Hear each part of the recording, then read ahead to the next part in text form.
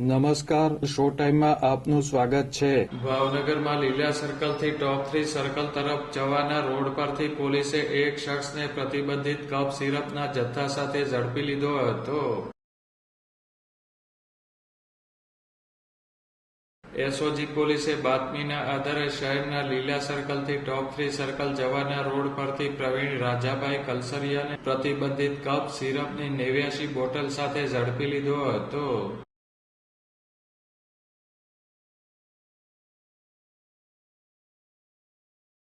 શિહોરનો શખ્સ અમદાવાદથી કુરિયર મારફત પ્રતિબંધિત કફ સિરપનો જથ્થો મંગાવતો હોવાનું અને આ સિરપની બોટલો તેણે શિહોરના શખ્સ પાસેથી મેળવી હોવાનું પોલીસ તપાસમાં ખુલ્યું છે.